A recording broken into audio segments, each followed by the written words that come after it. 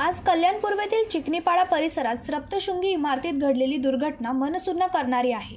दुसऱ्या मजल्याचा स्लॅब कोसळून थेट तळमजल्यापर्यंत पोहोचणं म्हणजे कल्पनेपलीकडचं संकट। या घटनेमुळे संपूर्ण परिसर हादरला आहे। घटनेची माहिती मिळताच अग्निशमन दल आणि आपत्कालीन यंत्रणा तातडीने संपर्क करून घटनास्थळी रवाना करून तातडीने बचाव कार्याला सुरुवात केली। ढिगाऱ्याखाली अडकलेल्यांना सुखरूप बाहेर काढण्यासाठी शर्थीचे प्रयत्न सुरू आहेत। यामध्ये 6 जणांना रुग्णालयात उपचारासाठी पाठवले असून 5 जणांचा मृत्यू झाला आहे। आमदार सुलभा गणपत गायकवाड यांनी घटनास्थळी धाव घेतली, मदत कार्यात सहभागी झाले आणि त्रस्त कुटुंबियांना आधार दिला। जैसा की आपल्याला माहिती आहे, आपल्या कल्याण डोंबिवली महानगरपालिका अंतर्गत कल्याण पूर्व या ठिकाणी सप्तशृंगी कोऑपरेटिव्ह सोसायटी अंतर्गत जी बिल्डिंग होती त्याच्यातला एक भाग मधला स्लॅब खाली पडल्यामुळे 12 लोक अडकले होते। त्याच्यातलं अजून रेस्क्यू ऑपरेशन चालू आहे। जवळजवळ 3 तासपासून रेस्क्यू ऑपरेशन चालू आहे।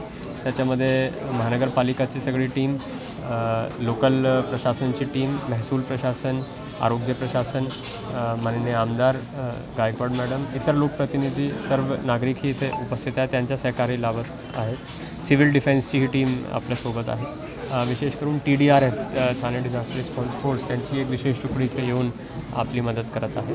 आतापर्यंतची जे रेस्क्यू ऑपरेशनची आहे त्याच्यामधले 12 लोक जे अडकले होते त्याच्यातले आपण सर्व काढलेत, अजून आपलं काम चालू आहे, पण त्याच्यातले 6 लोकांची अनफॉर्च्युनेटली दुर्दैवी मृत्यू झालेली असा प्राथमिकदर्शनी आपल्याला कळते। त्यांना आपण रुक्मिणीबाई हॉस्पिटलला पाठवलेलं आणि पुढची कारवाई त्यांच्या डॉक्टरमार्फत होईल। आणि उरलेले जे 6 लोक आहेत ते आज रोजी ते ट्रीटमेंटवर विविध ठिकाणी विविध हॉस्पिटल्सवर त्यांचे ट्रीटमेंट चालू आहे। सर, ही या बिल्डिंगसुद्धा धोकादायक बिल्डिंग होती असं समजतं, काय नक्की माहिती आहे, काय सांगाल? जे आपले C1 C2 कॅटेगरी आपण महानगरपालिकामार्फत घोषित करतो त्याच्यामधली हे सध्या इमारत नव्हती।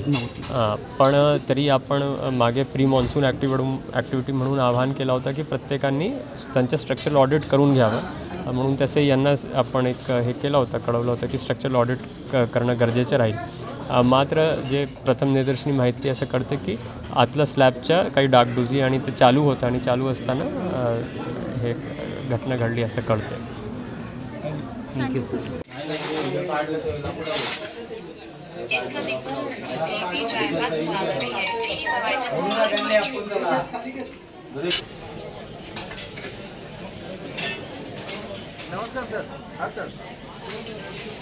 विशाल वाघमारे, जनशक्ती, कल्याण।